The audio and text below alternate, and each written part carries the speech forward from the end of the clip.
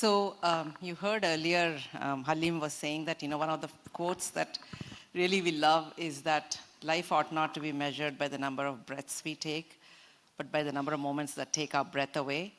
And we say that if that's true, we should all be very greedy about the number of moments we keep gathering.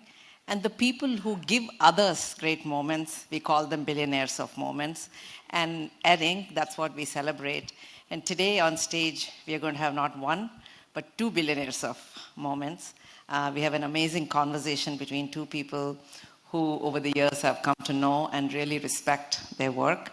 One is Sateesh Andra. He's going to be in conversation with Daaji. Satish is, you can read his bio. He's one of the most, prolific venture capitalists.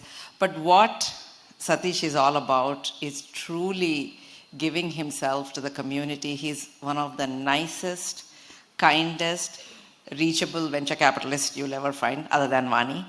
And really, he's someone who really takes it seriously about being there for the entrepreneurs and really built an amazing ecosystem in Hyderabad and in India. So I have a lot of respect for Satish and consider him a brother from another mother. And we have this whole organization here. The thing that's to me very unique about Heartfulness, it's not about any one person.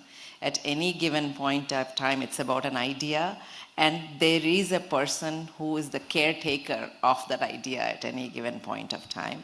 And right now, it is Daaji, and I've had the fortune of interviewing him a few years ago. That's before his Padma Bhushan and many other doctorates, etc. He's a prolific author. And I just want to say that the reason this conversation is interesting is that everything we see around here has really sprung up in the last decade or more. And it's a personification, or it's a manifestation of a larger thought that should spread across the globe about how we need to think with our heart, how we need to listen to our heart. It's the heartfulness way. It's not the mindfulness or a backfulness or some other fullness, but it's truly listening to our heart. And over the years, I've been fortunate to practice it. What you do in the morning, it's everything from the meditation to cleansing. It's an amazing process. And I'm truly inspired by someone who represents an idea and not an idea in himself, which is what makes him truly unique. And he's been a business person, he's been in pharmacy, he's done it all. And he has come here to share his journey and conversation with Satish, whose most interesting part of his name is his last name, Andra, living in Telangana. So with that, Satish and Daaji, thank you. Good evening, everyone. I really thank the organizers and, of course, Mother Nature for making this happen for me. I really don't know why I am the chosen one, but also I realize that we all walk the path. My journey with spirituality kind of started maybe 2 decades ago. I was an entrepreneur, very passionate in Silicon Valley, almost working like a machine. I realized at some point of time that I developed a lot of psychosomatic pains because I was storing a lot of emotions. I wasn't letting them go. So there was a lot of action, but no reflection. I realized that primarily for me, it was really about a lot of tasks and activities and goals and getting things done. Really not enjoying what I was doing. I was not in the moment. That's kind of when this awakening happened for me, and from that time onwards, life has been really beautiful. I truly believe that the reward of performing a task should be the joy of performing the task. And that's kind of when your body, mind and breath are together and magic happens. Thank you all again for this opportunity. Daaji, Thank you. good evening, and thanks for this opportunity. If I end up asking any silly questions, you will have to forgive me. Yeah. So I think the first question, a lot of audience here are entrepreneurs, and they're all driven by data, knowledge, insights, which is all derived from the mind. And we are talking here about spirituality, which is fairly abstract for many of us out here. So if you can probably demystify the science of spirituality for us, we're all very beginners in this journey, maybe not all of them, but many of us here. That would be a great beginning of this conversation. Well, good evening, everyone, and my hearty pranams and my special hearty welcome to the entrepreneurs who are gathered here.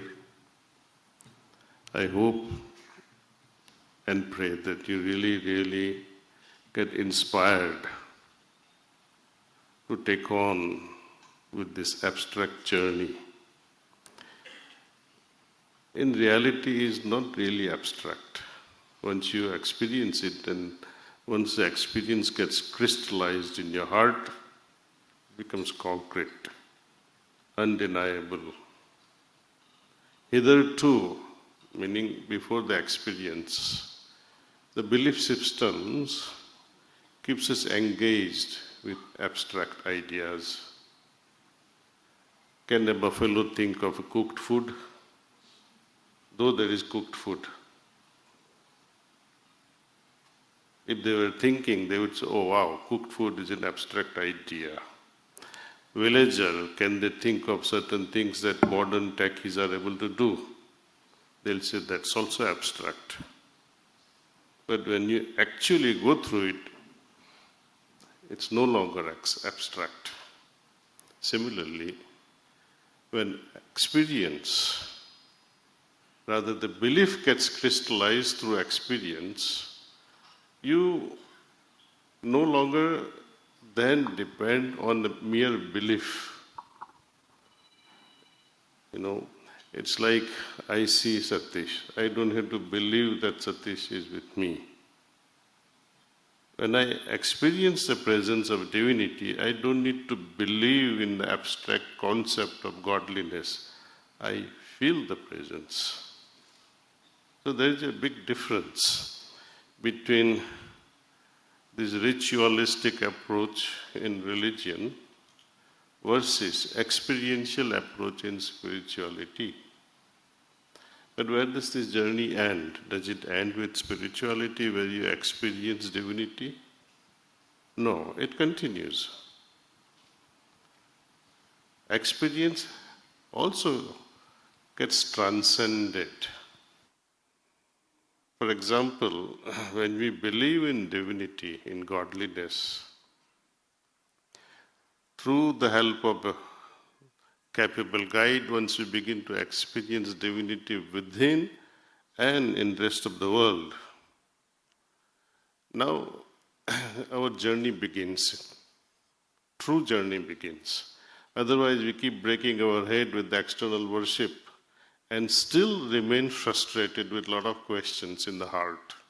All kinds of questions. Spirituality answers those questions. Later on, you also get fed up and frustrated with the experiences. If you happen to visit a very wealthy person's residence or his private island and happen to spend 3 months, 4 months there, how would you feel? You'll feel great. Oh wow, my friend, I'm having a great time, spending 3 months, 4 months. You are experiencing a very rich hospitality. But deep down within you, you'll be longing, oh, I wish I was also as rich. So rich experiences versus becoming rich. They are two different things. Experiencing divinity through spirituality is one thing, and to become divine oneself is yet another matter. So the journey continues. Then you may also ask what becomes after that. After that also there are stages where you truly renounce what you become as a process. And afterward, you can speak nothing about it. Because words cannot fully justify the experiences we have after renouncing one's own self. People talk of renouncing the world, but it is, I think, for a lot of people, to renounce oneself becomes such a very heavy idea to digest, but it's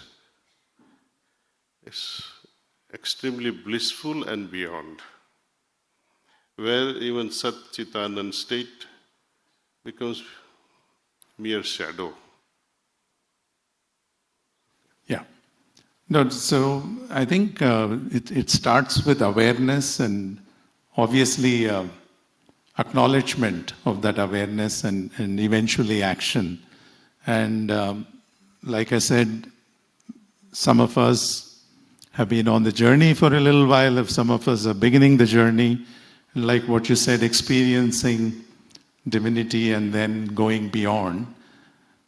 Since the theme of this conference and a lot of people in the audience are entrepreneurs, I want to move on to the next topic, which is more the anatomy of an entrepreneur. You have been one, you kind of translated your vision and dream, and we're seeing it right here, how it manifested.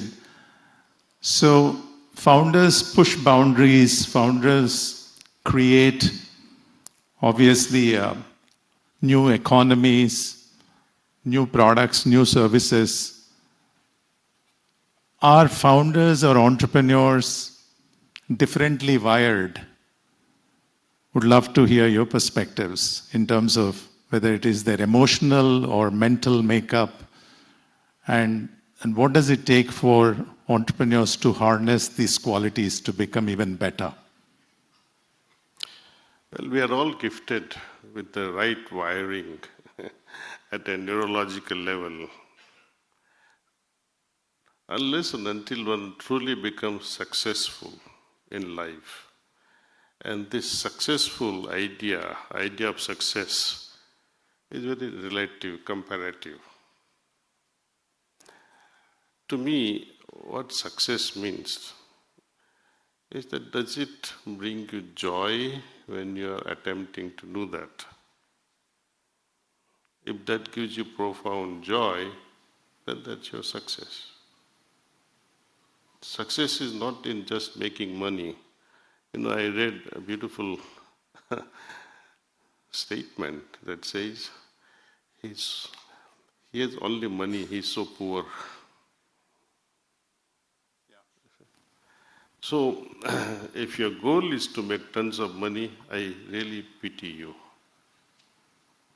But if your goal is, while making money, you are enjoying and contributing something to your surrounding, to yourself, to your family, to your community, and on a larger scale, to the Mother Earth, then I would say you are a true entrepreneur. Otherwise, just making money, you become self-centered, and I would not use other bad word. But you can add all those bad words in your mind. You become that. And how does one go about translating their vision into reality? And how did your journey, kind of transform from healthcare, being in US, all the way to Khana and the path of, your journey? How did that happen? How did you design your own destiny? Well, anyone can become spiritual. You may be a housewife, or you may be just a cab driver, or one of you the entrepreneurs. Because spirituality itself accommodates itself into everything.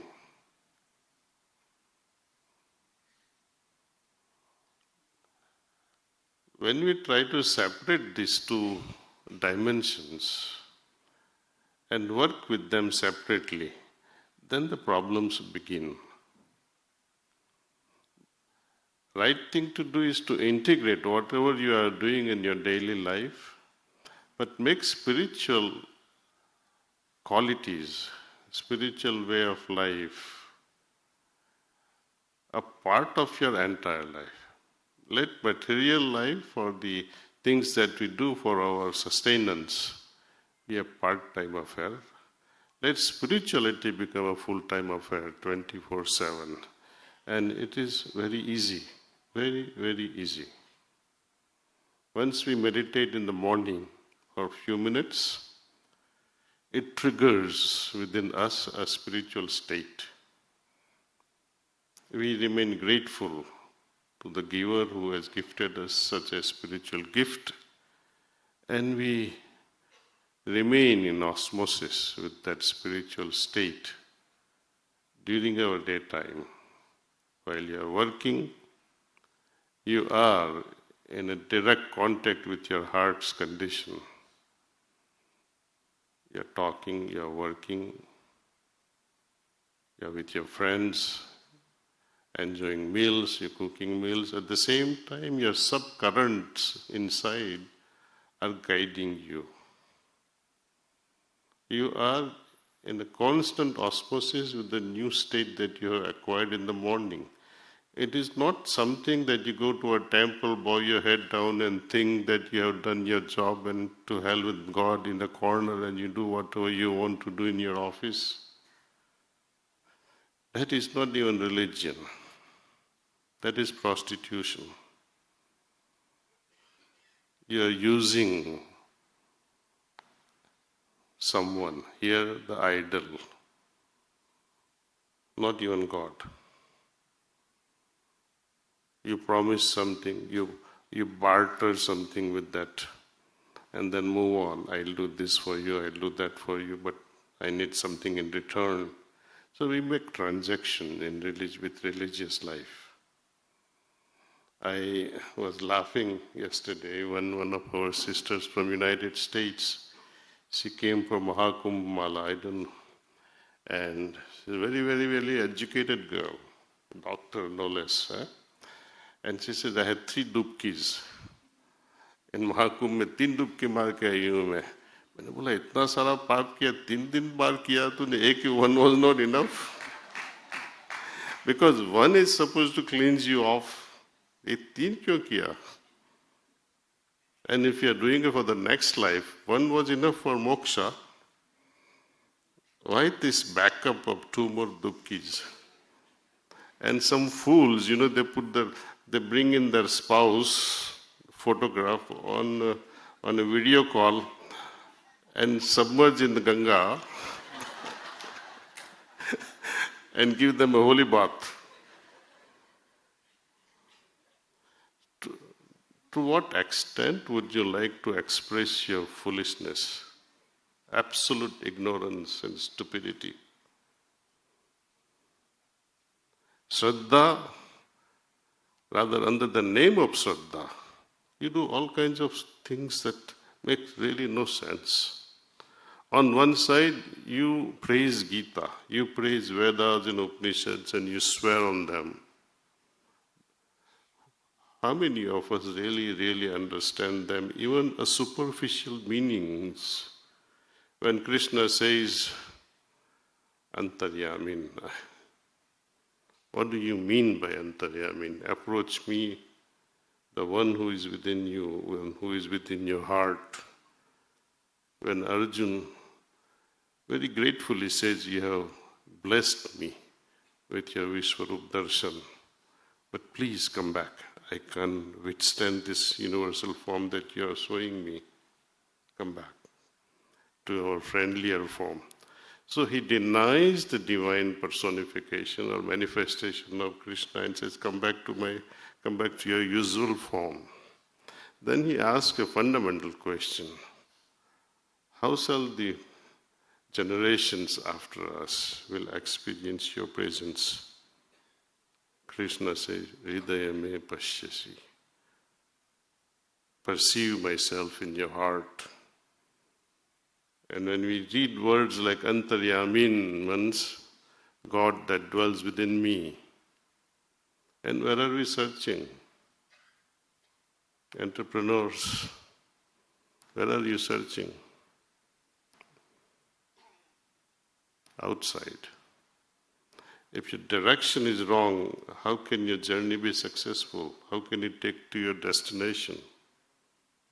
Or are you just doing just to fulfill and somehow oblige your parents or whosoever you are believing in?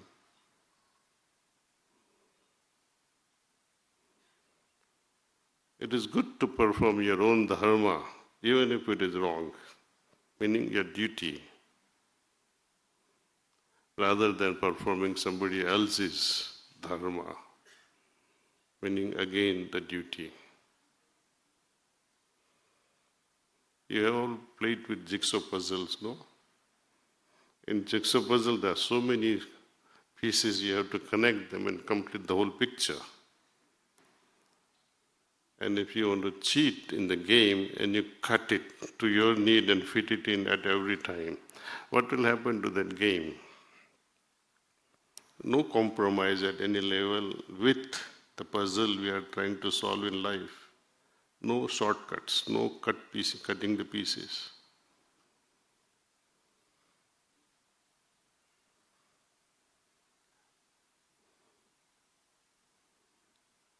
You as entrepreneurs, I wish you a great success. But make sure you are really enjoying it and use that, what you earn, wisely.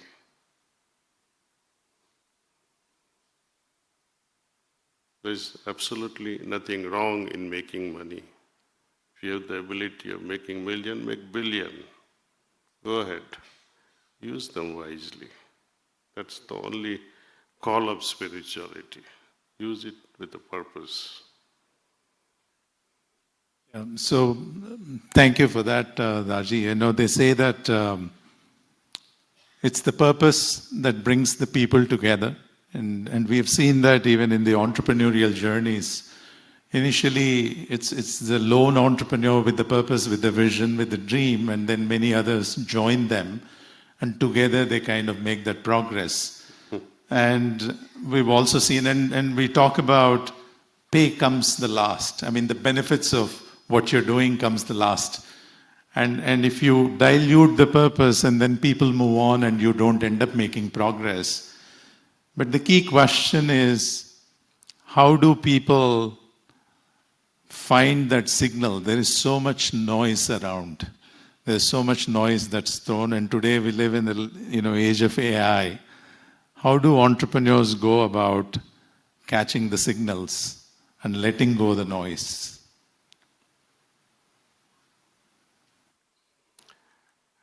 What we call aberrations. Meditation somehow teaches us, makes us actually, transforms us, helps us center ourselves.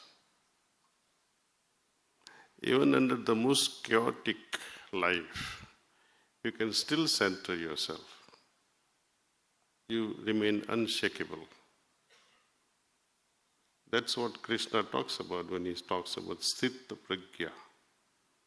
Despite of the things that happens all around you, it is through this yoga, means through dhyana, through meditation, you arrive at a state called sthita pragya, where your intellect is more balanced.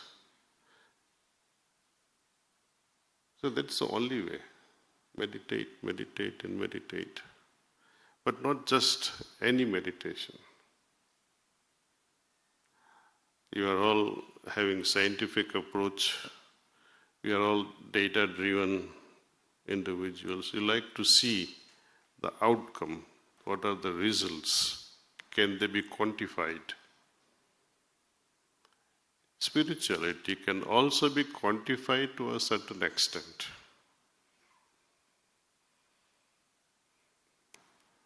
How many of you are medical students or medicine background? Oh, very few. Thank you. So I'll have to change the example.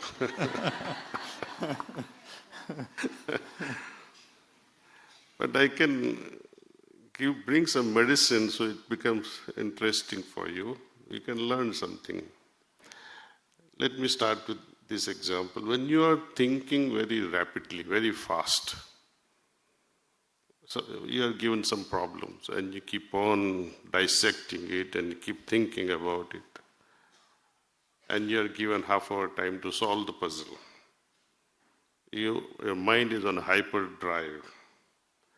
What happens then if you are put under fMRI machine? Because of the fast thinking, the conduction between these nerves through synaptic bridges is very rapid. So there is a firing is constant. And this, because of this constant firing of microelectric currents, it produces magnetic field. So here we have electromagnetic field. Faster the thinking, faster the change in electromagnetic field, that can be measured. If you're thinking very fast, like little children, before you even answer them, they come up with the next question. Like that, Maybe it's 40 to 50 hertz, per second, it will be noticed. When you're reading a nice book and you're so absorbed in reading a book, your thinking slows down to maybe 15 to 20 hertz per second if you measure your waves. The waves, yeah. When you are about to go to sleep, it further slows down to 7 to 10 hertz per second. When you are in deep sleep, maybe 3 to 5 hertz per second. That basal magnetic field always remains because there are other physiological activities that continues even during our sleep. But our awareness, it is almost nil at that moment. You are in deep state of sleep, but unaware. Now, when we meditate, let us see there is form A of meditation, form B, form C, form D, or let's call it Sadhguru's meditation, or Sri Sri Ravi Shankar's meditation, or Brahma Kumari's, or Transcendental, or Vipassana, Heartfulness. You can have 10 candidates from each system, all new, the system, so that it remains unbiased. You measure the effect of that very process of meditation and measure that under fMRI. See how fast your brain slows down, how deep can you go in meditation. That means, depth means extreme slowing down of your thoughts almost to zero. Right? Then you will be in a state like deep sleep state. But here is a difference. In sleep we go deep but unaware. In a real samadhi state, you go very deep but you're fully aware. At that moment, your brain waves will be 3 to 5 as if you are sleeping but you are not sleeping. And that's what Lord Krishna talks about, and Yoga Shastras also talks about that such a level of consciousness is called Turiya state. So, it can be quantified to a certain extent. But what really happens beyond Turiya, you cannot measure it, see. hopefully in future, maybe you entrepreneurs can find some way of quantifying such refined states of consciousness. After all, consciousness is going to be a big game changer in the future. AI versus human consciousness.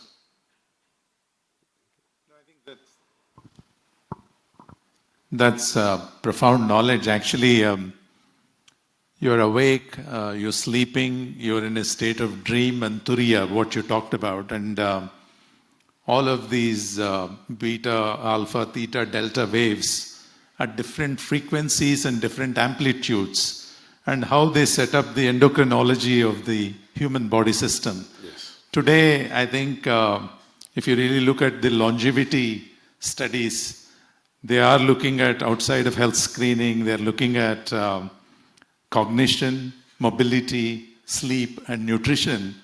And entrepreneurs are inventing, Muse headbands.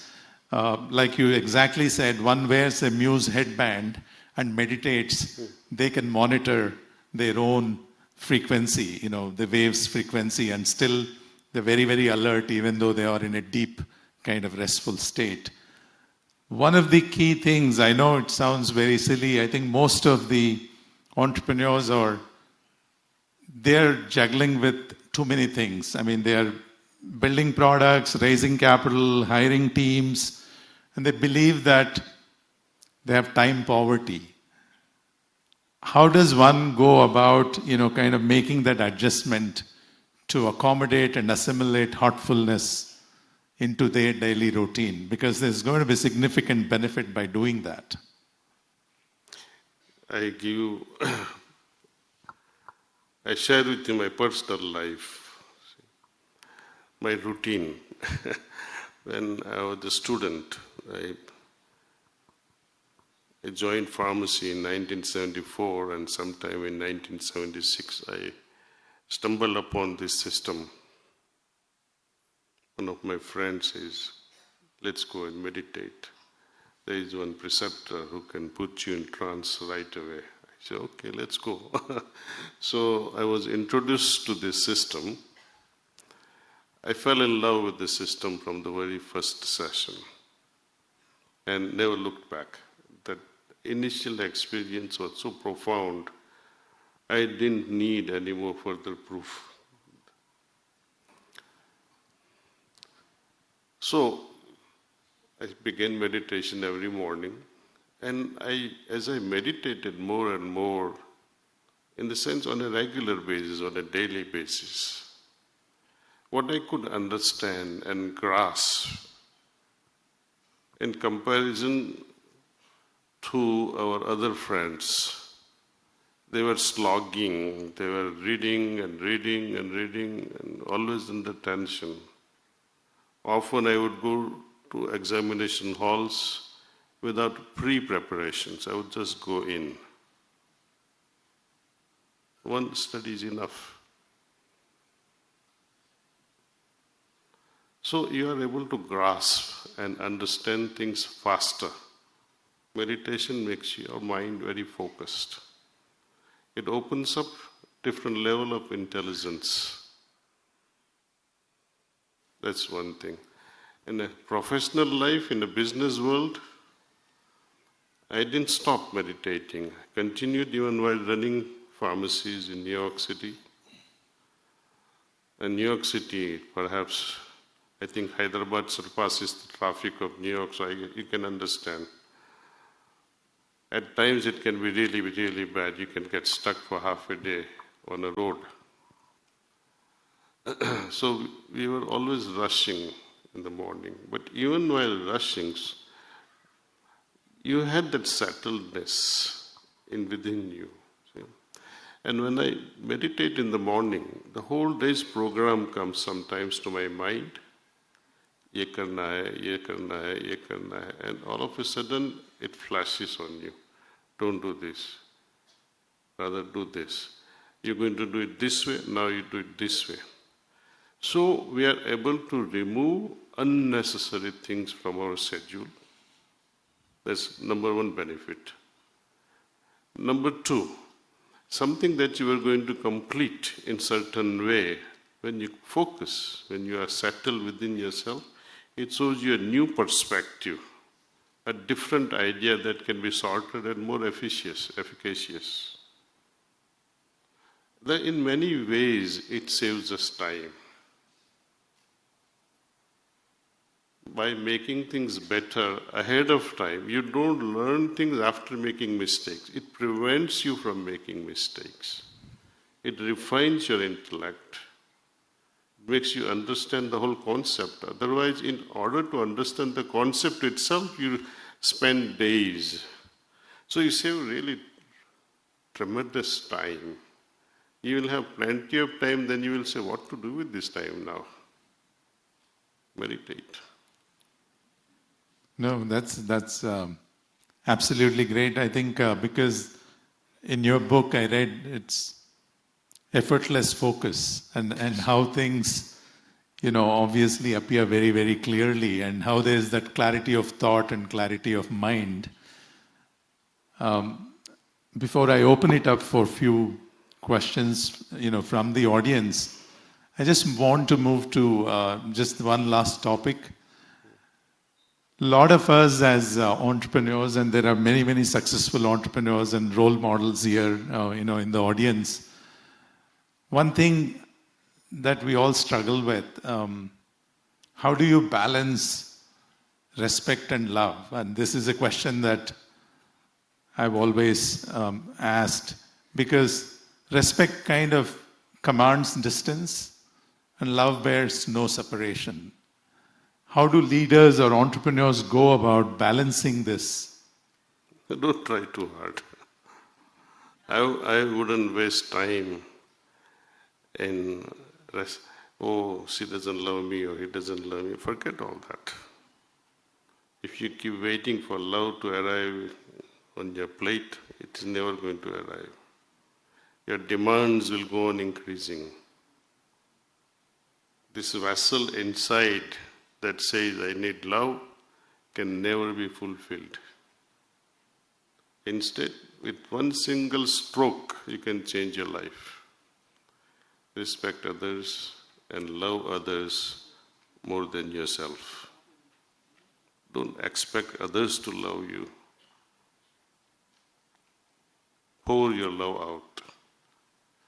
That's the biggest mistake we made, is we expect a lot of love to come back to us. It's the biggest fallacy, and that's why no one is happy today. Because of this expectation. Great. We can take some questions, maybe from the audience. Yeah. Just maybe one question and then we'll... Yes, why not? Yeah. They won't ask questions, they feel shy. Lakshmi.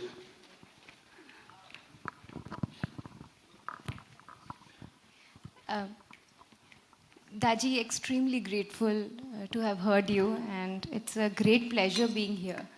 As an entrepreneur, we have highs and lows, more of lows than highs. How do we kind of balance out our emotions and detach ourselves to an extent where the lows don't hit us so bad?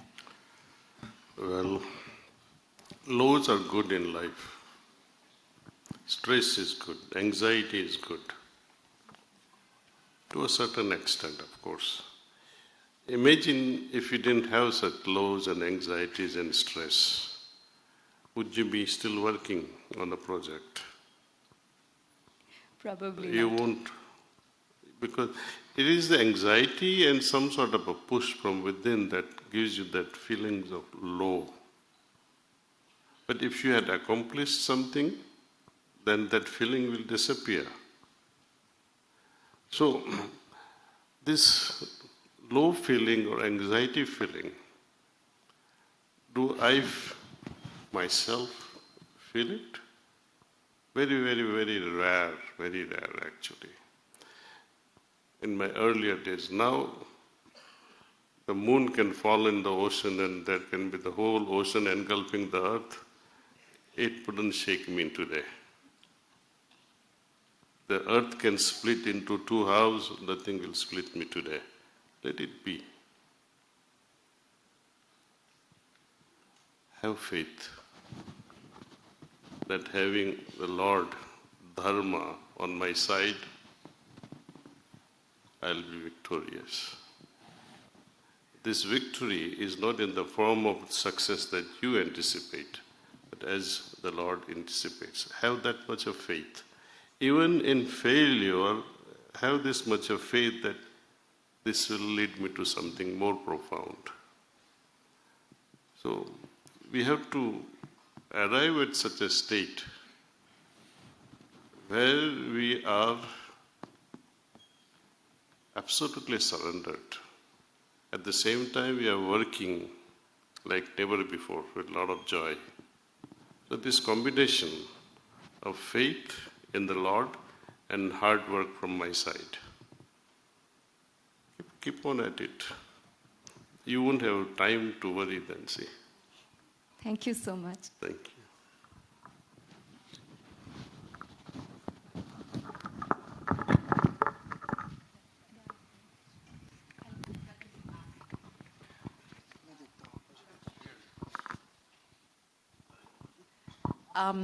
My questions may seem very practical, but it's actually a very spiritual question in terms of this is Heartfulness Institution is a very entrepreneurial, this itself is an entrepreneurial institution. And now one of the biggest things for an entrepreneur is to understand succession planning. You know, how do you prepare the institute to go on with or without you? In this, how were you chosen and how do you choose? What is the process of succession planning for Heartfulness Institute?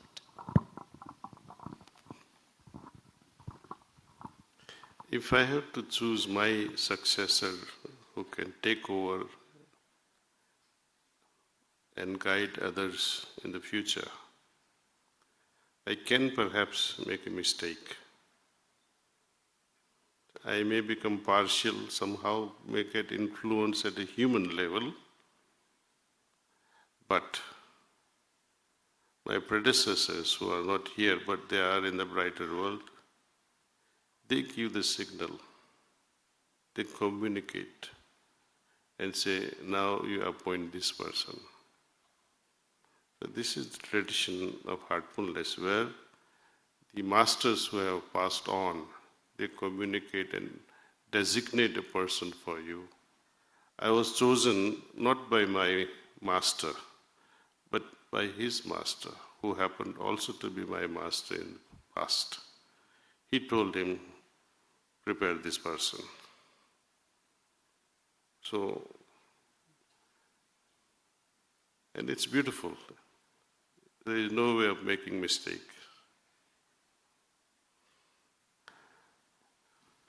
One last question. Yeah, this is the last question.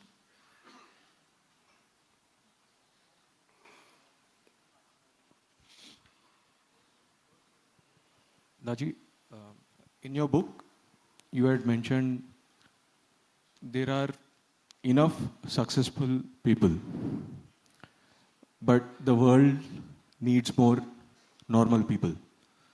This is one sentence that has intrigued me for so long. I couldn't understand.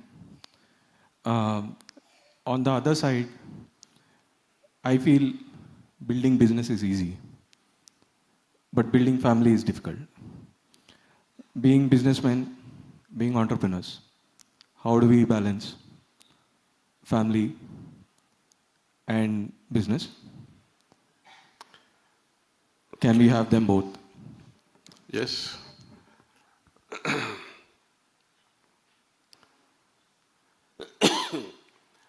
Sahajmarg, the heartfulness way, it prescribes this very fundamental thing, not to differentiate your spiritual life from your family life and worldly life. Integrating is the way to go. Normalcy and success. What is normal life? Where one runs a family in the best possible way. One who prioritizes things in one's own life in a natural order. What is my natural tendency as of now? And what should I have to make myself a normal individual? So, you may have whatever the idea that this is what is called normal, but look, contemplate, meditate over, is it really normal? Or is it abnormal? Is making money normal or abnormal? It is not abnormal. So we put all our efforts making money, but abnormality comes in when it becomes beyond the moderation, robbing our family of the time they would require of me, for example. It's okay in the beginning for a year or two, you slog out and stay away from family for some time. And perhaps that's why most people are postponing their marriages. But having married, don't stay too far for a long time. Otherwise you'll regret. But the hormonal pressure is on both sides, you see. You may be busy, she may not be busy. She has her own physiological needs, and if you cannot provide, somebody else will provide. And there will be chaos in your marriage then, see. So prioritize what is really important for you. Is that happiness of a family or going overboard in making money? So you have to choose that. And I think when we meditate, even for 5 minutes, it makes you look within. It makes you reflect in that mirror that we have in the heart. It will tell you how ugly you look or how happy you are, how joyful you are. It will also tell you where you need to make adjustments. If you are paying too much time with the family also, it will tell you, no, that's enough, don't do too much. Meditation normalizes our entire life. Enough is enough in every field. My master used to tell us, meditation, no more than an hour. It's enough. If that few minutes of meditation doesn't grant you peace, harmony within, then understand you are doing something wrong with meditation. Find the right path. I have shared with you comparative studies of various systems. Likewise, you can spend 5 weeks perhaps, pick 5 different systems. Follow those protocols. Just within 5 weeks you will come to your own conclusion that this is good for me. What is good for me? Heartfulness. And I try to practice something else, it may not be good. For you, something else may be better than heartfulness, but without experiencing, don't come to a conclusion because someone says so, it's so good. You should have your own experience and conclude that what can normalize in your life, what can make your life happier and more joyful. Thank you so much, Daaji. With all love and gratitude, sincere thanks. Let's all, give a big round of applause. And Thank you, thank you, thank you. we'd be honored if we could do a meditation session for all of us, and Definitely. that would be a great. We'll do that. Have you meditated before? Can you raise your hands? Entrepreneurs. Only entrepreneurs. Though, let's put it differently. Who has never meditated before? Raju Garu. Thank you, thank you. Okay. May I request everyone in the audience to turn off the mobile devices, and any children in the auditorium, if you could please step away for the duration of the meditation. At the outset, Daji, a very, very big thank you from all of us for being here today, for this beautiful meditation and the experience of heartfulness. Thank you most for also sharing your perspectives and also glimpses of your personal life as you answered so many questions around success, the importance of setbacks. You even spoke about AI versus consciousness and made such a compelling case for meditation to be and spirituality to be a 24-hour business affair. So thank you for all those profound thoughts. And of course, thank you, Sateesh, for asking such clarifying questions. I particularly enjoyed the one on time poverty. It really brings so many things into perspective. I would like you to please stay on the stage for a little while longer, Daji, because we've had an incredible line of speakers who really put in a lot of effort to be here today, and I know that they would love for a moment with you on the stage. So while that's my request to Daji, I do have a request for everybody in the audience. I know I have the enviable slot of being the only thing that stands between each of you and some dinner, or better still, between each of you and, the 4-hour traffic that Daji spoke about.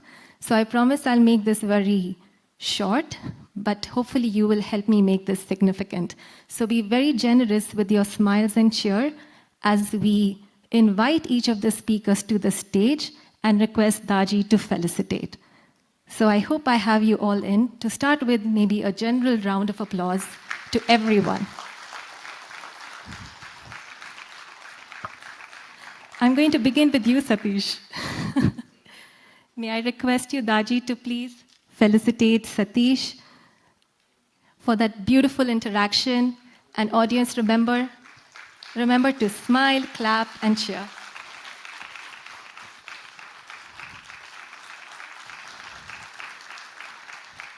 Please stay on the stage, Sateesh. We're going to do a photo. Yes. Next up, I'd like to invite Lakshmi Praturi.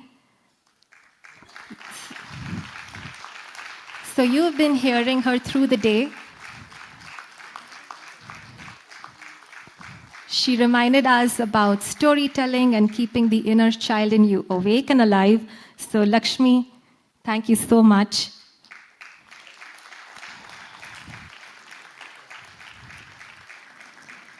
Next, I'd request Dr. Aarti Gupta. I think she's not here right now, and Vaishnavi Raju, but they were here for a beautiful session. May I please request you to join us on behalf of Vaishnavi, because she weighed in her beautiful thoughts. May I please request you to join us on the stage?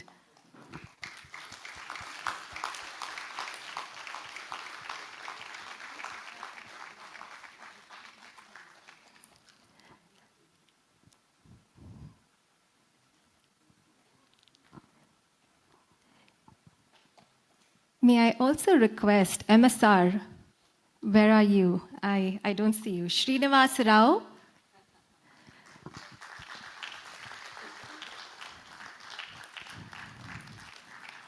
The audience in the back, thank you so much. May we please have Sanat Kumar join us? Sanat, are you around? All right, Deepak Ravindran.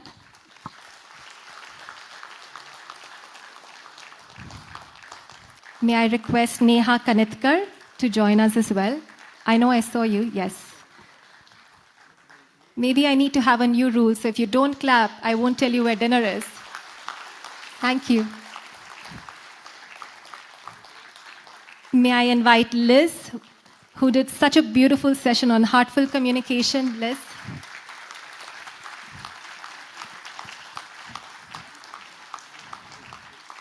Next up, may I request Fanendra Sama, who did the opening session. Fani, are you around?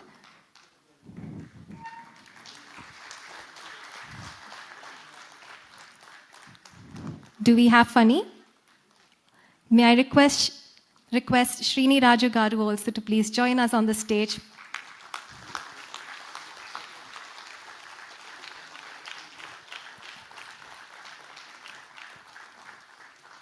May we please have Shiv Kumar join us on the stage as well. And Om, I see you somewhere. Please join us. And last but not the least, the mesmerizing Vandana and the entire Madras Mehfil collective. A huge round of applause, please.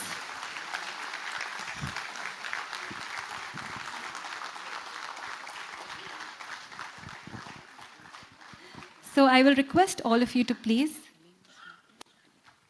May I request Halim as well to join us? That was such a touching performance.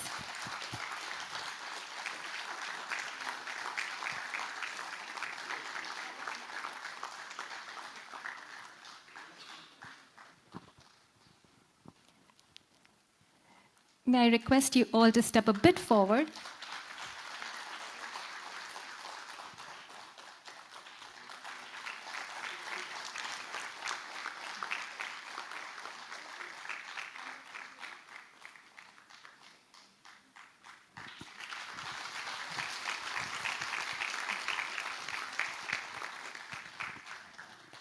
Thank you. Do we have the photograph already taken? Yes, maybe a bit closer.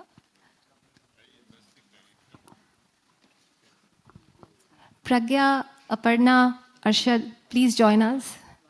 She's right here.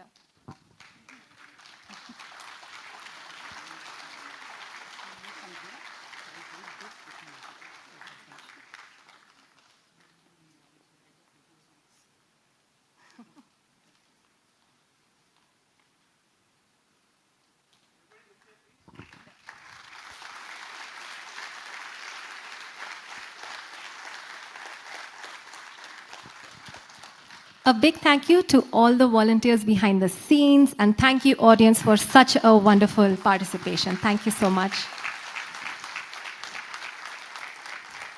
Now, two very important announcements. Please mark your calendars for Feb 20th, 2026. As you heard Latika speak this morning, we are very happy to already announce the 2026 edition of the Heartfulness Startup Forum. Everybody on the stage is definitely booked. We need all of you and more. So thank you so much. Thank you, everybody. Thank you. And as promised, dinner is served in the dining hall. As you leave that exit, volunteers will guide you. Avoid the one in the entrance. May I request everyone to exit from the middle of the auditorium. Thank you so much, ladies and gentlemen. Have a very good night. Thank you.